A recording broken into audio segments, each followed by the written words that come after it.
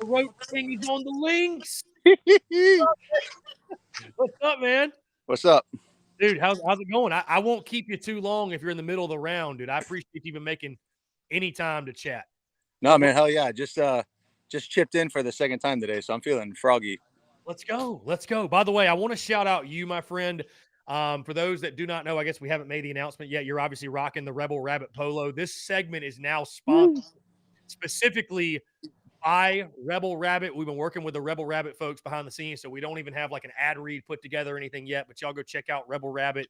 We'll be promoting the shit out of them. I know obviously Steven's already been doing so, and I do want to say, because I was thinking about this morning, Steven, I know we got to get you in and out, but I want to say thank you to you, because I don't know if you realize, not to get sentimental here on this Monday, but realize how much you have meant to not just this segment we're doing, not just the Daily Crow, but the entire business. I'll never forget our first conversation all the way back in January of 2018. Yeah. And so a lot of business successes I've had, I could really attribute to, your willingness to chat with me, and people, I think, it obviously taking the show to the next level when they see a guy like yourself, being willing to take the time to chat. So again, I just want to say thank you so much. And then again, obviously a partnership like this with Rebel Rabbit, it wouldn't be possible if it were not for you, the Roach King. So again, I just wanted to say thank you. I truly do genuinely appreciate you, my friend. And, Appreciate it. Yeah, always look forward to every Monday. But hey, let's go ahead and dive into it. Obviously, a lot of fun on Saturday night. We got a really fun one to talk about. Gamecocks get the big 24-14 win. We'll start defensively, because I know you got a lot of thoughts on the offense. Steven, that felt like, to me, what that Gamecocks defense did, 6 sacks. It felt like one of those vintage South Carolina football games, like when you were in Columbia, and I just remember the defenses would just take over, man. The defensive fronts would take over, and you saw guys flying around, Zach Pickens, Jordan Birch, Tonka Hemingway, that were just living in the backfield. And again, a really dominant defensive performance, which I think should be the story of the game. Your thoughts on what Carolina did on that side of the ball? As I was texting you, man, dude, we hit it on all 3 fronts, man. Defense, special teams, offense. We played like a pissed off football team, a confident football team. And, it's not hard to play over there. As I said, it's not hard to play in Lexington. Facts. Hey, how do you like me now? How do you like me now? Dance on the graves of Big Blue Nation all week. I think that's what we all should do, to be honest with you. I love it. Offensively, Steven, obviously, that is your forte, and with Spencer Rattler and his play, and it was a rough start, right? 90 yards in the first half, tie ball game, though, 7-7. You get it going in that second half. Were there any noticeable adjustments that you saw in regards to scheme or play calling, or was it as simple as just the execution was better in that second half? I think we got the ball into the playmakers' hands. As you stated, last week, we got to get the ball in those guys' hands. And, I mean, they got some players over there, man. We got some talented guys. And, dude, I mean, it was simple play calls, simple screens, and these guys are taking it to the freaking shack. I mean, it was awesome to see. It was fun to see. And I think that just improved their confidence, man. We're going to start playing dangerous, I feel like. I think Spencer's kind of getting comfortable with everybody, trusting the little offensive line a little bit more. And, dude, I'm kind of excited, man. I think the rest of the season could be pretty good.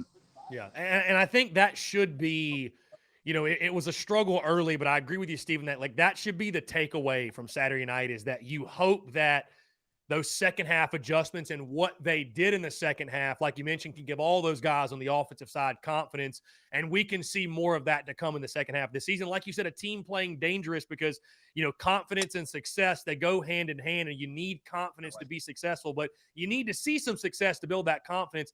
And now you've got both, being on a 3-game winning streak, getting your first SEC win under your belt on the road, beating a top 15 team, and now you've got the bye, and it's all good vibes around. I think offensively, though, being able to bottle up what you did in that second half and carry that through, it'll be really interesting to see if they can do that. For sure.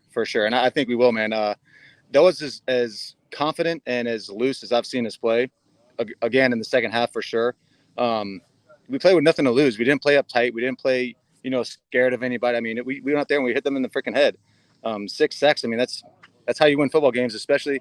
Look, I know I said Lexington's easy to play in, but anytime you play on the road, no matter where it is in the SEC, it's not easy. So I think my words kind of got taken out of context there, but it is difficult to play away. But I mean, I preferred it. I loved it. I love shutting those damn idiots up. So I'm glad that we did, man. I'm glad we took care of business, and we're moving forward too. And I love Coach Beamer at the end of the game, man, putting the sunglasses on and saying fuck all the other bullshit. Like, we're here and we're playing loose, man. I love it. Yeah, man, you bring that up, and that was probably, Steven, my biggest takeaway from the game, obviously, is just from the high-level overview that the role of Mark Stoops' comments from the preseason and the whole Yep. culture versus climate thing. And, obviously Beamer gave the politically correct coach speak answer about, and then Mark Stoops saying it wasn't about Carolina, but it was obvious after the game, especially, right, that they took that very personally. And like you mentioned, Steven, that's what I loved more than anything, is that so often we've seen the Gamecocks come out and, like you said, like kind of be timid and allow the opponent to set the tone. And that was not the case at all Saturday night. I mean, from the opening snap, this was a football team that, like you mentioned, played pissed off, played with some swag. As Spencer Rattler said in the postgame, played like they expected to win. And a lot of football, man, is, it's about attitude. It's just about attitude 100%. and being more confident and taking it to your opponent and, again, setting the tone early. I think if you continue to do that, you're going to see a lot of success down the road. For sure. And, that when I heard that, it's like, dude, I mean, were we not expecting to win previously or like, I mean, even in 2007 when I was up there, we were, bottom of the barrel SEC, competition, me and South Carolina. But I mean, Coach Spurrier would go in there every single preseason and be like, I expect to win every single game. I expect to play in the SEC championship. I expect to go undefeated. I expect to beat Clemson. And dude, you have to, like, what are you doing? Like, why are you suiting up if you don't expect to win? You should expect to win everything. Steven, anything? I know you leave that game. Obviously, it's great to learn from victories. Anything specifically you want to see more of from the offense? Because I feel like folks still leave that game, obviously, wanting more, right? And that's okay. Totally understand it. Again, you got to get off to a little bit better starts offensively. But is there anything specifically you look at and say you want to see more of? I think you and I can obviously agree. Marshawn Lloyd's a freak. He needs to touch the ball. The dude glides, I feel like, when he runs. Antoine Wells, Jalen Brooks, your playmakers on the outside, Jaheim Bell getting the football. But would you like to see more downfield? I mean, is there anything specifically you'd just like to see more of moving forward?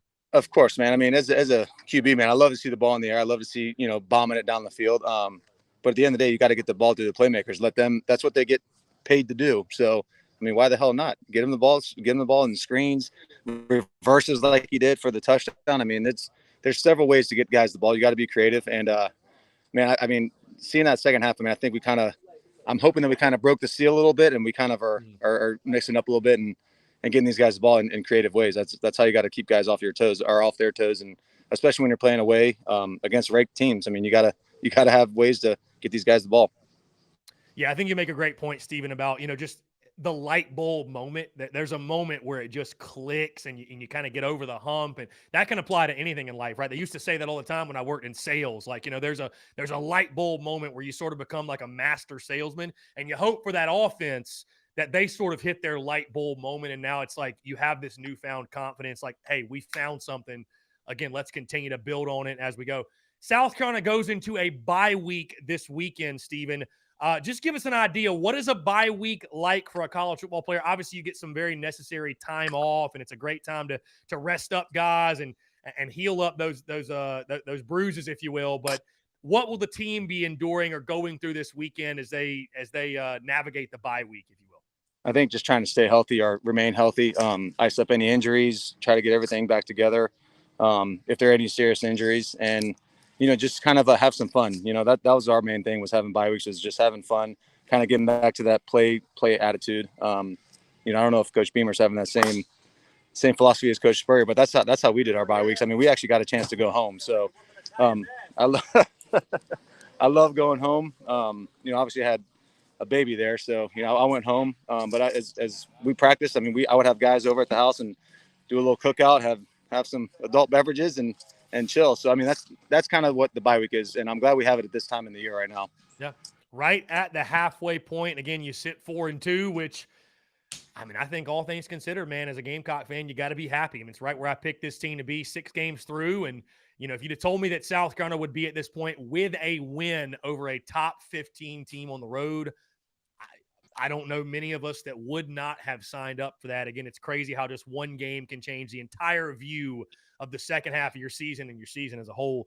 Steven, I appreciate you. I know this is a little bit more of a condensed appearance from you, but I wanted to make sure we got your thoughts, got your opinions. I'm going to give you one more opportunity, by the way, my guy, because you took hell from Big Blue Nation last week. Is there any parting message you want to give to the Kentucky faithful out there? I don't want to be the guy that I told you so, but I fucking told you so.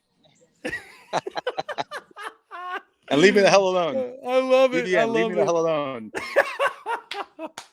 Get off of Steven Garcia's Twitter account. Oh, my God. Steven, I appreciate you, man. Hey, hit him straight. We'll talk soon. Yes, sir, man. I